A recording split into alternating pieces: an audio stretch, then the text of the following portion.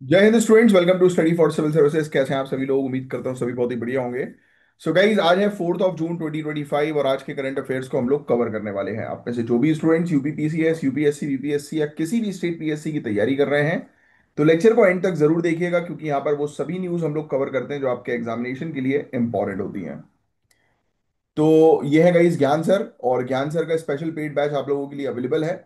आप इन दिए गए नंबर पर कांटेक्ट करके पेड बैचेस को जो है वो ज्वाइन कर सकते हैं। अगर आप UPPCS, BPSC, UKPSC, RO BEO, UP triple S C exam या फिर इवन राजस्थान, हरियाणा या छत्तीसगढ़ पीएससी की भी तैयारी कर रहे हैं ना, तो आप इस नंबर पर कांटेक्ट करो, बताओ कि आप इस एग्जाम की तैयारी कर रहे हो, कर रहे हो, और आपको उस ग्रुप से जो है वो जोड़ दिया जाएगा, जहाँ पर प्रॉपर जो है वो तैयारी होती है, पूरे सिलेबस को जो है वो कवर करवाया जाता है और हर एक डाउट्स आपके सॉल्व होते हैं। तो ये है आज के टॉपिक्स, जिनको एक एक करके हम लोग डिटेल में कवर करने वाले हैं। बट उससे पहले मैं आप लोग के थोड़े से कमेंट्स जो है वो देख लेता हूँ, और इसी बीच आप लोग पेन और पेपर लेकर बैठ जाओ। टॉपिक जो पढ़ाऊंगा उसको ध्यान से सुनना है, और टॉपिक के बीच में जो इंपॉर्टेंट चीज बताऊंगा वो आपको नोट डाउन करना है। आयुष गुप्ता का आंसर आया है, बहुत बढ़िया। ईशा ठाकुर बहुत शानदार। Prachi Verma, Preeti Mishra, Deepshikha, very good very good. Ayushi Singh, Shweta Yadav,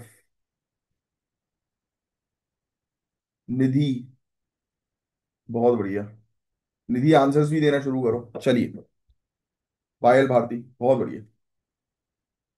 चलिए, हमारे पहले टॉपिक से हम लोग जो है वो शुरू करेंगे। टॉपिक है Dhruv, digital hub for reference and unique virtual address. तो हम बात करेंगे एक और नए इनोवेटिव डिजिटल इनिशिएटिव के बारे में, ध्रुव के बारे में। लिख लीजिएगा, ध्रुव एग्जाम में आ सकता है, जो कि एड्रेस सिस्टम को रिवोल्यूशनाइज करने वाला है इंडिया के अंदर। तो ये टॉपिक आपके सिविल सर्विसेज के लिए governance, e governance, digital infrastructure वाले जो टॉपिक्स आते हैं ना सिलेबस के अंदर, उसमें ये यूज हो जाएगा। इवन प्रीलिम्स में तो डायरेक्टली आ ही सकता है। तो सबसे पहले समझते हैं ध्रुव होता क्या है। इसका फुल फॉर्म लिख लीजिएगा आप, ध्रुव का पूरा फुल फॉर्म। ये जो चीज मैं मार्क करूंगा ना, वो चीज आपको बस नोट डाउन करनी है। Digital digital hub for reference and unique virtual address. अब इसको जो है वो लॉन्च किया गया है डिपार्टमेंट ऑफ पोस्ट के द्वारा, जो कि मिनिस्ट्री ऑफ कम्युनिकेशन के अंडर आती है। आपको पता ही है कि हमने कुछ दिनों पहले भी डिस्कस किया था, आपको याद आ रहा हो तो, कि डिपार्टमेंट ऑफ पोस्ट जो है ये बेसिकली काफी आज की डेट में जो है वो डिजी मैप्स पर जो है वो टारगेट कर रही है, फोकस कर रही है कि जितना भी हमारा मैप्स वगैरह जो है वो पूरी तरह से डिजिटलाइज हो जाए।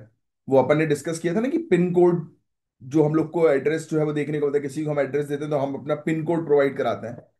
तो उसकी जगह आज की डेट में और भी हम लोग जो है वो बिल्कुल सटीक, आप कह सकते हो कि जो लोकेशन है उसको जो है वो मार्क किया जा रहा है लैटिट्यूड लॉन्जिट्यूड्स के आधार पर। यस। तो यूनिक कोड जो है वो स्टैब्लिश किए जा रहे हैं, बनाए जा रहे हैं, तैयार किए जा रहे हैं हर एक पर्टिकुलर लोकेशन के लिए। तो ये इनिशिएटिव एक national digital addressing public infrastructure establish करने की कोशिश करता है, जिसमें स्टैंडर्डाइज, जियो कोडेड और ये डिजिटल एड्रेस सिस्टम जो है वो क्रिएट किया जाएगा। तो आपको क्या लगता है कि ये एड्रेस डिजिटाइजेशन का सबसे ज्यादा बेनिफिट जो है वो अ, हो सकता है रूरल एरियाज में? यस, बिल्कुल। गांव क्षेत्रों में इसका सबसे बड़ा बेनिफिट होता है। अभी 2-3 दिन पहले जब ये टॉपिक आया था इसी प्रकार का, तब मैंने आपको बताया भी था कि गांव क्षेत्रों में एग्जैक्ट घर के एड्रेसेस कई केसेस में नहीं होते हैं, सिर्फ नाम होता है और फिर वो गांव का नाम होता है। जैसे कि फॉर एग्जांपल, मेरा नाम है कमलाक्ष झा, तो मैंने कमलाक्ष झा लिख दिया, फिर मेरा गांव का नाम जो है वो मैंने लिख दिया, है ना। तो ऐसा हो रहा है। तो ये कितना डिफिकल्ट है, कोई नया व्यक्ति किसी गांव में जो है वो जाएगा जिसको लोग जानते ही नहीं, तो उस तक उसका पार्सल पहुंच ही नहीं पाएगा, या उस तक उस सरकारी सर्विस जो है वो पहुंच नहीं पाएगी। तो उसके लिए ये इनिशिएटिव बहुत शानदार जो है वो अब सरकार लेकर आ रही है। तो ध्रुव जो है, ये इससे पहले जो सिस्टम था जिसको हम डिजी पिन कहते थे, डिजी पिन याद हो, या याद है, हमने पढ़ा है कुछ दिनों पहले ही, जिसका काम है एक लॉजिकल जियो टैग्ड एड्रेस देना सिटीजन्स को। तो उसी के ऊपर, मतलब अर्ली सिस्टम के ऊपर बेस्ड ही है ये ध्रुव। और ध्रुव जो है वो, और इसको डिजी पिन को और एडवांस करना है। डिजी पिन पढ़ा था हमने कुछ दिनों पहले, याद हो तो एक नेशनल एड्रेसिंग ग्रिड प्रोवाइड जो है वो करेगा ये, जिसमें लॉजिकल नेमिंग होगी, डायरेक्शन बेस्ड प्रॉपर्टी में हम लोग को देखने को मिलेगा। यानी कि उसकी एक्यूरेट सटीक location. A A A S, याद आ रहा है, एड्रेस एज अ सर्विस। इसे एड्रेस डेटा को सिक्योर और रीयूजेबल डिजिटल सर्विस के रूप में जो है वो शेयर किया जा सकता है। तो ये सब इसके फीचर्स वगैरह हैं। बस और कुछ नहीं है इस टॉपिक के अंदर। ध्रुव बस आप जो है वो ध्यान में रखिएगा। ये अलग अलग अर्बन प्लानिंग में, डिजास्टर रिस्पॉन्स में हेल्प जो है वो करेगा। लॉजिस्टिक सेक्टर को अच्छा हेल्प जो है वो मिलेगा, है ना। तो बस यही है, डिजी पेन के साथ इंटीग्रेट किया। ये इसके फीचर्स वगैरह लिखने की आपको आवश्यकता नहीं है, टॉपिक में पहले ही आपको कवर करा चुका हूँ। ये बेसिकली डिजी कोड जो है वो क्रिएट जो है वो करने की कोशिश जो है वो की जा रही है, जो काफी जो है वो हेल्प करेगा। अभी डिपार्टमेंट ऑफ पोस्ट ने जो है वो ध्रुव पॉलिसी पब्लिक रिव्यू और फीडबैक के लिए जो है वो 31 जुलाई 2025 तक ओपन कर रखी है। बट आप ध्रुव का फुल फॉर्म ध्यान में रखिएगा। और ये किससे रिलेटेड है कि जितने भी हमारे एड्रेस हैं, लोकेशंस हैं, उनको डिजिटलाइज जो है वो किया जा रहा है। एक यूनिक कोड जो है वो उनको वर्चुअल कोड जो है वो प्रोवाइड किया जा रहा है। अभी कुछ दिनों पहले ये वाला टॉपिक जो है वो पड़ा हुआ था, तो आई थिंक आपको क्लैरिटी जो है वो मिल गई होगी इस टॉपिक से रिलेटेड। अब हम बात करेंगे एक ऐसे टॉपिक के बारे में जिसका संबंध है हेल्थ केयर डिलीवरी से, जेंडर एम्पावरमेंट से, सशक्तिकरण से, और पब्लिक सर्विस एथिक्स से।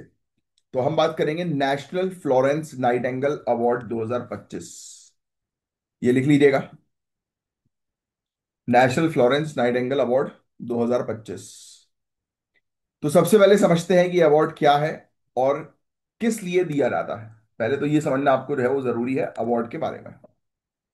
तो ये अवार्ड लिख लेना, 1973 में स्टार्ट हुआ था ministry of health and family welfare के द्वारा, 1973 में।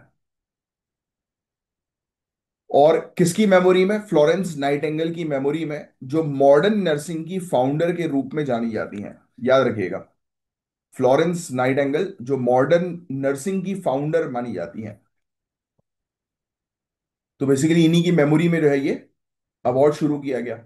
हर साल ये अवार्ड दिया जाता है उन नर्सिंग प्रोफेशनल्स, मिडवाइफ या फिर हेल्थ एजुकेटर्स को जो बहुत ही शानदार पब्लिक सर्विस जो है वो देते हैं, स्पेशली डिफिकल्ट और रिमोट कंडीशंस में। तो इसमें एलिजिबल कैंडिडेट जो है वो कौन से होते हैं, तो ये आपको जो है पता होना चाहिए। जो हेल्थ केयर से जुड़े जो स्टाफ नर्सेज हैं, लेडी हेल्थ विजिटर हैं, ऑक्सिलरी नर्स मिडवाइफ हम लोग को देखने को मिलती हैं, तो उनको रिकॉग्नाइज किया जाता है और 1 लाख का कैश प्राइज जो है वो दिया जाता है। इवन मेडल भी मिलता है नेशनल ग्रेटिट्यूड का, और सर्टिफिकेट ऑफ मेरिट जो है वो प्रोवाइड किया जाता है। ठीक है, इस साल 15 नर्सेस प्रोफेशनल को ये अवार्ड जो है वो दिया गया। ये इसमें न्यूज में जो है आया था ना कि 15 15 नर्सेस को जो है वो अवार्ड जो है वो दिया गया है। इसमें आप नाम जो है वो वाली लिख लीजिएगा। ये तो लिख लिया होगा ना आपने, कैश प्राइज इसमें कितना दिया जा रहा है, सर्टिफिकेट मिलता है एक, और एक मेडल मिल जाता है। हाँ, ये अवार्डी का नाम लिख लेना भैया, ये नाम बहुत इंपॉर्टेंट है, स्टेट पीएससी पूछती है। तो डॉक्टर भानु एमआर कर्नाटक की, इनको असिस्टेंट नर्सिंग सुपरिटेंडेंट है ये, बेंगलुरु के अंदर निमहंस में। और कोविड के दौरान जो है इन्होंने न्यूरो रिहैब सेंटर जो है वो शुरू किया था। और टोबैको सेसेशन पैकेज जो है वो इनके द्वारा डेवलप किया गया। किताब भी लिखी है, रिसर्च भी करी है इन्होंने। तो बस इनका नाम ध्यान में रखना कि ये नाइटेंगल अवार्ड से इनको सम्मानित किया गया, क्योंकि ये क्वेश्चन आ सकता है। और वलीवेती सुभावेती, आंध्र प्रदेश की, रिटायर्ड हेल्थ एजुकेटर हैं, 39 ईयर्स की सर्विस इन्होंने दी है। हेल्थ जो है वो हेल्थ के बारे में सिखाया गाने के तहत, लोक संगीत के तहत, गुंटूर में, आंध्र प्रदेश।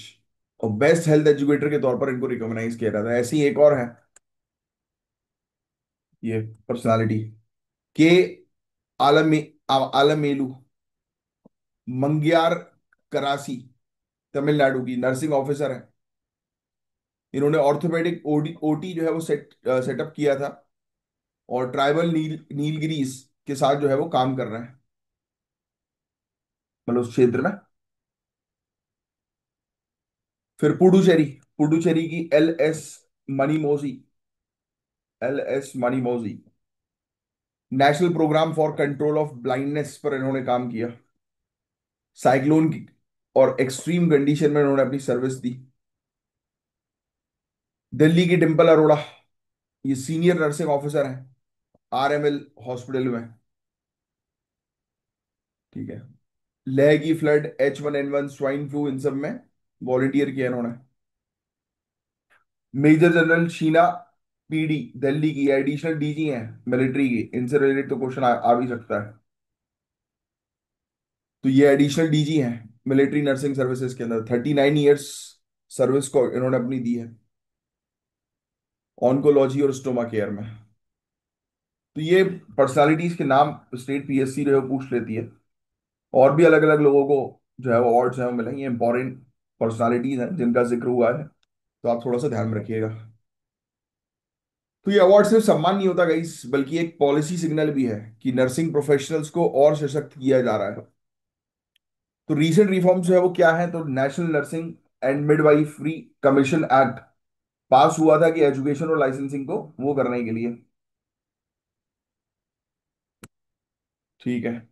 157 नए नर्सिंग कॉलेजेस इंडिया के अंदर स्टैब्लिश हुए हैं। इससे हेल्थ आउटकम बेटर होगी, स्पेशली रूरल एरियाज में बेटर ट्रेन ह्यूमन रिसोर्सेस हम लोग को जो है वो देखने को मिलेंगे। तो फ्लोरेंस नाइटिंगेल जो ये अवार्ड है, इससे रिलेटेड क्वेश्चन अक्सर आते हैं, तो ये आप थोड़ा सा ध्यान में जो है वो रखिएगा।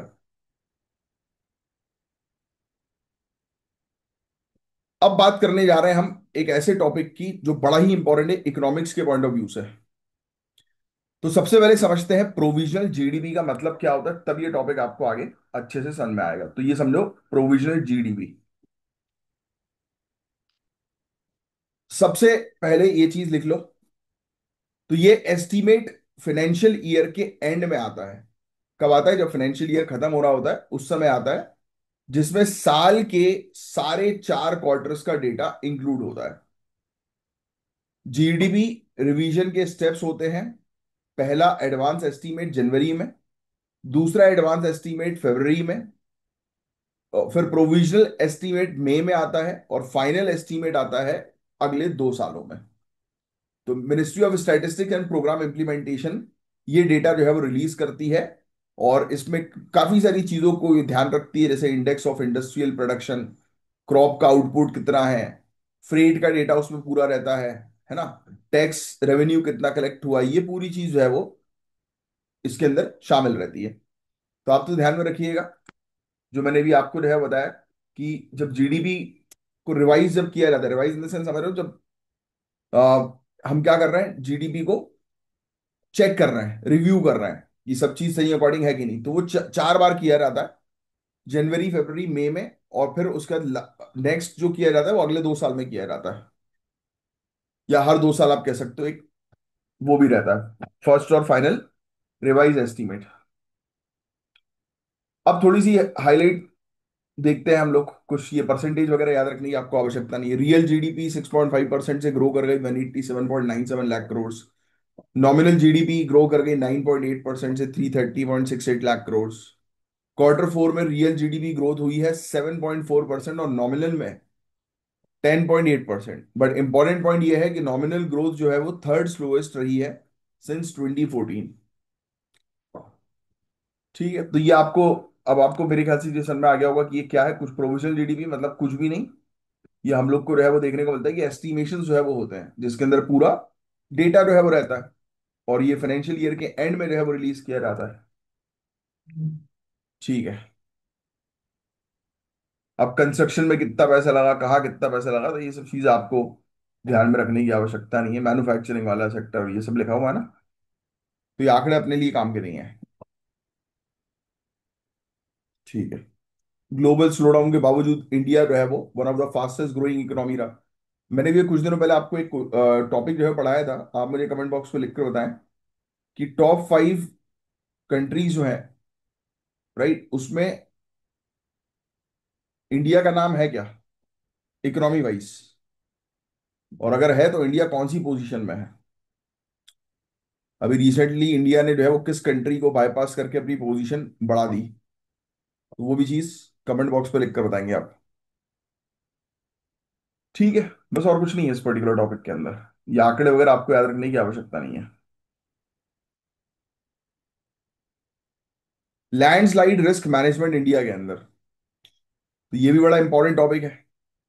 अभी एक रीसेंट एग्जांपल मिला केदारनाथ हाईवे लैंडस्लाइड के फॉर्म में, है ना। ये लैंडस्लाइड रिस्क, तो आप आगे चल के कलेक्टर बनोगे तो आपकी डिस्ट्रिक्ट में अगर लैंडस्लाइड के मामले जो है वो आ रहे हैं तो आपको उस पर तुरंत जो है वो कार्रवाई जो है वो करनी पड़ेगी, क्योंकि इसमें जान की तो हानि होती है, साथ ही साथ पैसा भी कितना बर्बाद होता है। देखिए आप, सर्विसेज जो है वो रुक जाती है, कहीं पर लैंडस्लाइड होती है तो ऑब्वियस बात है कि वहां पर रोड जो है वो ब्लॉक हो जाता है, जाम हो जाता है। तो रोड जाम होना मतलब सर्विसेज रुक जाना, various. Kedarnath national highway, Rudraprayag Uttarakhand, June 2025 में हम लोग को जो है वो देखने को मिल रहा है अभी रिसेंटली, एक लैंडस्लाइड के चलते, और मई में भी एक लैंडस्लाइड के चलते एक ड्राइवर की डेथ हो गई और 5 यात्री जो है वो घायल हो गए। चलिए, समझ रहे हो आप, बड़ी ये सब चीज तो डिजास्टर मैनेजमेंट के पॉइंट ऑफ व्यू से इंपॉर्टेंट है ये टॉपिक। अब देखो कौन सी फोर्स, क्वेश्चन है आप लोगों के लिए, इंडिया की स्टेट्स में कौन सी फोर्स जो है वो लैंडस्लाइड्स को मैनेज करती है। एक फोर्स है ना हमारे यहाँ पर, तो उस फोर्स का नाम बता दो कमेंट बॉक्स पे लिखकर। तो लैंडस्लाइड क्या है, मुझे आप लोग को जो है वो समझाने की, पढ़ाने की जो है आवश्यकता नहीं है, आप लोग ऑलरेडी, आपको पता ही है। एक सडन मूवमेंट होता है रॉक का, सॉइल का, या फिर किसी मलबे का, हिल से, किसी पहाड़ी से नीचे की तरफ, है ना। और ग्रेविटी इसमें इंपॉर्टेंट रोल जो है वो प्ले करती है लैंडस्लाइड में, ये भी चीज ध्यान में रखना। ये होती कब है, जब हैवी रेनफॉल होती है, या तो अर्थक्वेक आ जाता है, या डिफॉरेस्टेशन कर दिया, या प्रॉपर प्लानिंग के साथ कंस्ट्रक्शन जो है वो नहीं किया। 15% इंडिया का जो लैंड मास है ना वो लैंडस्लाइड प्रोन एरिया है, नेशनल डिजास्टर मैनेजमेंट अथॉरिटी के डेटा ने ये बताया है। हिमालय, नॉर्थ ईस्टर्न, वेस्टर्न घाट, नीलगिरी सबसे ज्यादा कमजोर क्षेत्र है यहाँ पर, यानी कि सबसे ज्यादा खतरा लैंडस्लाइड्स का है। और अगर जो पॉपुलेटेड एरिया होते हैं वहां पर लैंडस्लाइड हो जाती है ना, तो बड़ी दिक्कतें जो है वो हो सकती हैं। तो ये टाइप्स हैं इंडिया के अंदर लैंडस्लाइड्स के, अलग अलग। एक डेब्रिस फ्लो होता है, कॉमन होता है ये मानसून के दौरान, कि बारिश हुई और मलबा जो है वो ऊपर से पहाड़ से नीचे की तरफ आ गया। एक रॉक फॉल्स होता है, ये बेसिकली उत्तराखंड हिमाचल वाले क्षेत्र में आप देखते होंगे, ऊपर से पत्थर लुढ़कते हुए आ जाते हैं और धड़ाम से रोड के सामने गिरते हैं। एक बार मेरे साथ ही हुआ था, जब मैं मनाली से दिल्ली की तरफ जा रहा था, उसमें रॉयल इनफील्ड में था मैं, तब एकदम से अचानक से जो है वो एक पत्थर जो है वो आकर सामने गिर गया, हालत ही खराब हो गई थी भाई। फिर सिक्किम दार्जिलिंग वाले क्षेत्र में आप देखोगे तो वहां पर क्रीपिंग लैंडस्लाइड्स होती हैं, यानी कि इसमें मूवमेंट जो होता है इस लैंडस्लाइड का बहुत स्लो होता है, धीरे धीरे धीरे धीरे करके वो सरकती है चट्टान। तो मेन कारण क्या है, तो मैं आपको ऑलरेडी बता ही चुका हूँ कि लैंडस्लाइड इंडिया में क्यों होती हैं। एक तो हिमालय है भाई, टेक्टोनिकली एक्टिव क्षेत्र है। फिर बारिश, हैवी रेनफॉल होती है ना।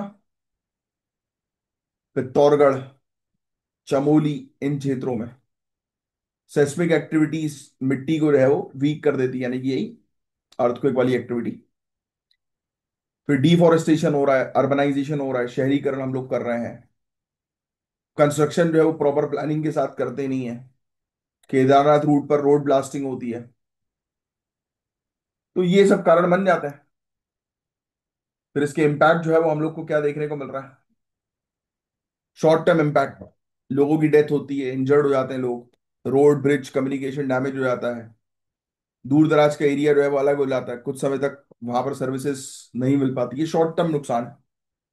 अब लॉन्ग लॉन्ग टर्म नुकसान ये होता है कि बाढ़ आने की संभावना आगे चल के ज्यादा हो जाती है, क्योंकि पानी में जो है वो सेडिमेंटेशन बढ़ जाता है, तो वो रोक के रखता है, फिर एक दिन फटता है, और वो फिर फटेगा तो फिर फ्लड आएगी, बाढ़ आएगी।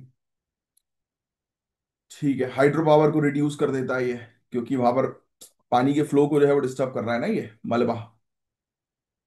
पहाड़ के नीचे नदी बह रही है, और वहां पर अगर कंटिन्यूअसली लैंडस्लाइड्स होगी तो वो नीचे मलबा आकर नीचे नहीं जमा हो जाएगा। जब वो नीचे जमा होगा तो नदी के नेचुरल फ्लो जो है, जो नॉर्मली जो चल रहा है उसका, उस फ्लो को कहीं ना कहीं डिस्टर्ब करेगा। एग्रीकल्चर लैंड लॉस होती है, फूड इनसिक्योरिटी होगी। कोई क्षेत्र जहां पर परमानेंट लैंडस्लाइड के केसेस होते हैं तो वो इकोनॉमिकली बैकवर्ड जो है वो हो जाता है, क्योंकि वहां पर टाइम पर जो है वो सर्विसेज नहीं चलती हैं। तो नेशनल डिजास्टर मैनेजमेंट अथॉरिटी ने कुछ स्ट्रेटजीज रिकमेंड करी हैं। ये बहुत इंपॉर्टेंट है आपके लिए समझना। इन्होंने हजार्ड जोन्स के मैप तैयार किए। LHZ मैप्स जिसको हम लोग बोलते हैं। IIT के द्वारा जो है ये तैयार किया गया, IIT और NRSC के द्वारा। अर्ली वार्निंग सिस्टम है। लैंड यूज रेगुलेशन की किस प्रकार से आपको वहां पर वो करना है, कंस्ट्रक्शन करना है, तो उसके पूरे रूल्स रेगुलेशंस दिए जाते हैं। फिर इसके अलावा इंफ्रास्ट्रक्चर को अपग्रेड करना है ना। स्ट्रक्चर मेजर्स, तो जो भी आप स्ट्रक्चर तैयार कर रहे हो प्रॉपर प्लानिंग के साथ तैयार करो। अवेयरनेस क्रिएट करो। स्कूल्स में ड्रिल्स वगैरह चालू करो, जिससे कि बच्चों को जो है वो आइडिया लगे कि अगर इस प्रकार से कोई डिजास्टर होता है तो उसको कैसे रिस्पॉन्ड करना है। तो that is important. Research and development करने की आवश्यकता है। तो ये लैंडस्लाइड सिर्फ एक नेचुरल हजार्ड नहीं, बल्कि एक पॉलिसी फेलियर भी हो सकता है अगर प्लानिंग सही ना हो तो डिजास्टर मैनेजमेंट के आंसर में आप नेशनल डिजास्टर मैनेजमेंट अथॉरिटी की ये जो गाइडलाइंस मैंने आपको बताई है ना, ये जरूर जो है वो आप लिख लीजिएगा। ये बुलेट पॉइंट्स इतने दिखे ना आपको 1 to 7, ये पूरे बस बुलेट पॉइंट जो है वो लिख लेना आप अपने पास। इंश्योरेंस और कंपनसेशन, NDMA इंकरेज कर रहा है कि भाई insurance coverage land slide affected घरों के भी तैयार करो। सब R&D जो है वो करें। चलिए, नेक्स्ट टॉपिक।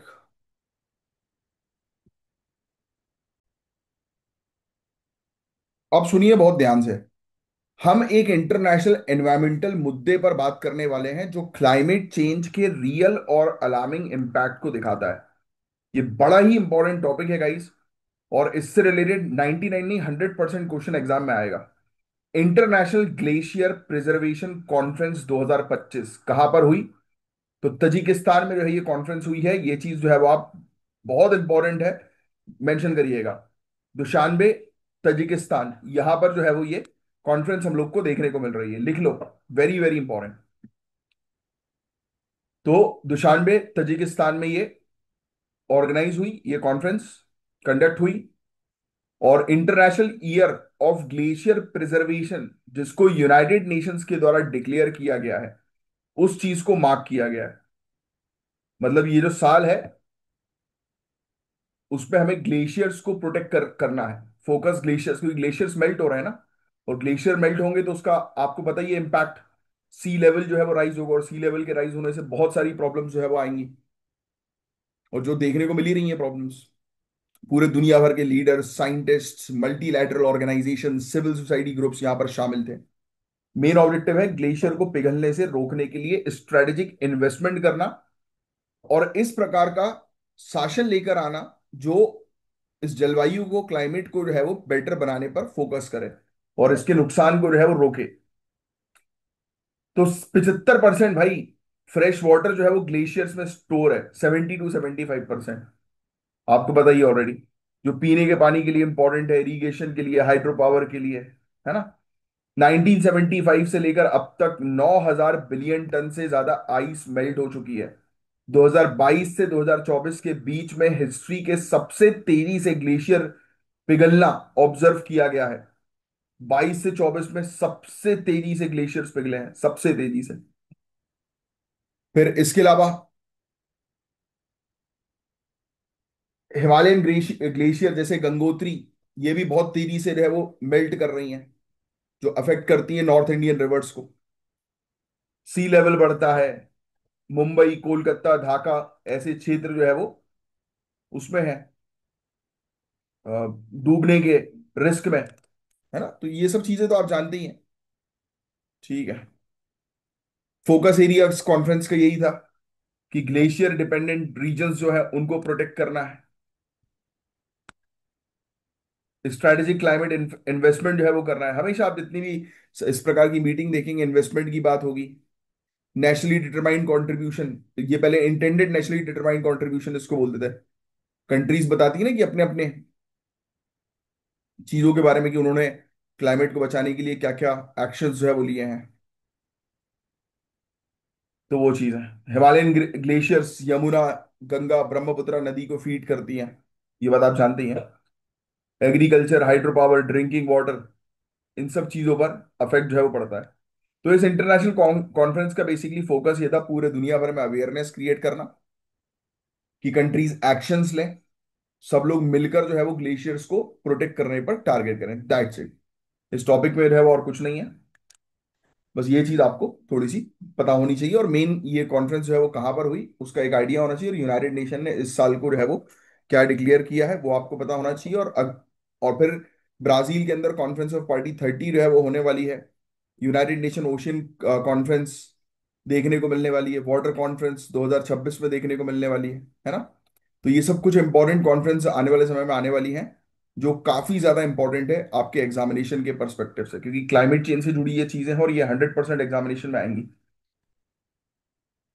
अब डिस्कस करेंगे एक made in India medical technology के बारे में। इंडिया का पहला स्वदेशी इंडिया में बनाई गई मैकेनिकल थ्रोम्बेक्टोमी डिवाइस, लिख लेना।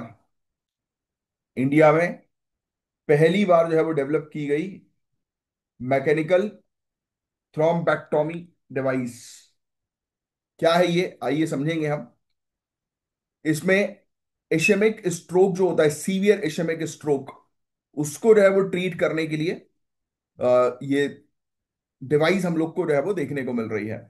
Department of science and technology का टेक्नोलॉजी डेवलपमेंट बोर्ड, टीडीबी, इन्होंने फाइनेंस किया है इंडिया का पहला स्वदेशी मैकेनिकल थ्रोम्बेक्टोमी डिवाइस।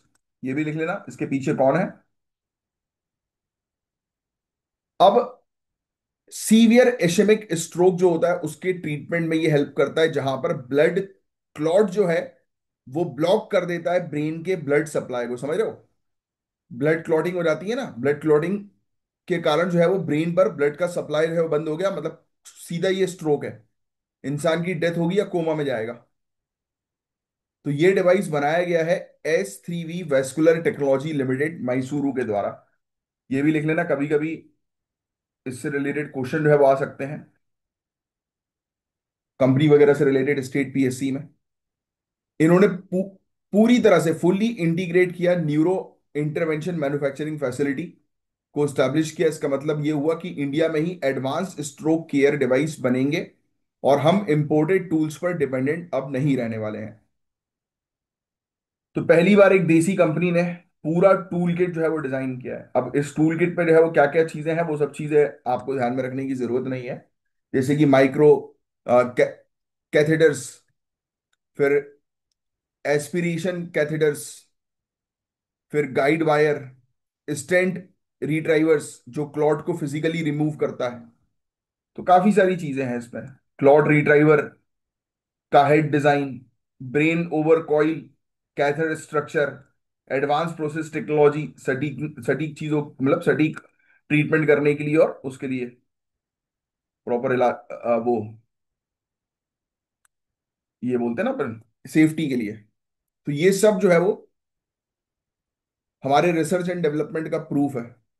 तो कंपनी ने ऑलरेडी सीई और यूएसएफडीए सर्टिफिकेशन के लिए प्रोसेस ऑलरेडी शुरू कर दी है, जिससे कि यूरोपियन कंट्रीज में और यूएसए के अंदर ये डिवाइस जो है वो जा सके।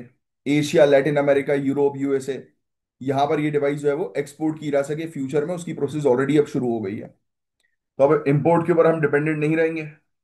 स्ट्रोक के ट्रीटमेंट जो है वो अब और सस्ते जो है वो हो जाएंगे, क्योंकि स्वदेशी डिवाइस है।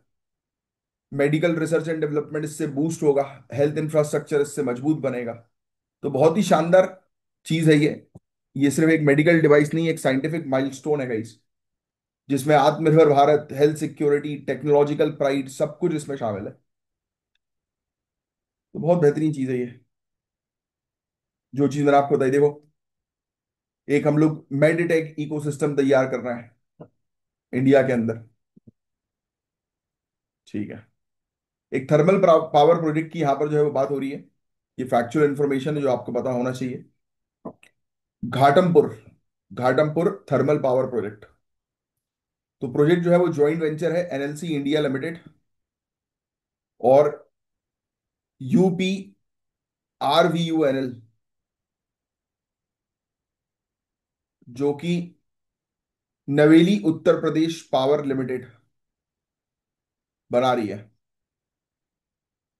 प्रोजेक्ट जो है, इसमें आपको सुपर क्रिटिकल बॉयलर्स जो है वो देखने को मिलेंगे 88.81% एफिशिएंसी के साथ, और जीरो लिक्विड डिस्चार्ज सिस्टम इसके अंदर शामिल है। ये लिखने की वैसे जरूरत नहीं है, आपको तो ये बस पता होना चाहिए कि ये फलाना थर्मल पावर प्लांट कहाँ पर है बस, और किसका जॉइंट वेंचर है, कभी कभी पूछ लेते हैं, वैसे तो ये लोकेशन ज्यादातर पूछता है। ये सप्लाई करेगा बिजली उत्तर प्रदेश आसाम दोनों को। और यहाँ पर एक कोल माइन भी है इनके पास, कैप्टिव कोल माइन, जो 9 मिलियन टन पर एनम जो है वो कोल जनरेट करके देगा बिजली बनाने के लिए। कंटिन्यूअस एमिशन मॉनिटरिंग सिस्टम इसमें शामिल है, और ambient air quality monitoring system इसमें हम लोग को देखने को मिल रहा है। मॉनिटर करेगा एमिशन और एयर क्वालिटी 24/7। फिर एक लॉन्जा वैली, क्वेश्चन डायरेक्ट ये बस बनेगा कि लॉन्जा वैली कहां पर है, तो ये स्विट्जरलैंड में हम लोग को देखने को मिलती है। रिवर लॉन्जा, एल्पाइन ग्लेशियर से इसको पानी जो है वो मिलता है, इस रिवर को। ये वैली जो है यहाँ पर ग्लेशियल रिट्रीट, ग्लेशियर पिघलने से यहाँ पर वही स्थिति जो है वो खराब हो रही है, लैंडस्लाइड, फ्लैश फ्लड्स, ये सब चीजें देखने को मिल रही हैं। यहाँ पर कुछ लोग जो है वो जो रहते हैं, बहुत ही कम लोग, छोटा सा अल्पाइन सेटलमेंट्स हम लोग को देखने को मिलता है। ठीक है, बस that's it. India AI mission से रिलेटेड एक क्वेश्चन है मेंस का, ट्राई करिएगा इसका आंसर देने की। बस यही थे गाइस आज के टॉपिक्स, उम्मीद करता हूँ पूरी चीज आपको अच्छे से क्रिस्टल क्लियर समझ में आई होगी। और ये है ज्ञान सर, और ज्ञान सर के बैचेस को ज्वाइन करने के लिए दिए गए नंबर पर आप कांटेक्ट कर सकते हैं। मैं साइन ऑफ करता हूँ, मेरा नाम है कमलाक्ष झा। जय हिंद, जय श्री महाकाल।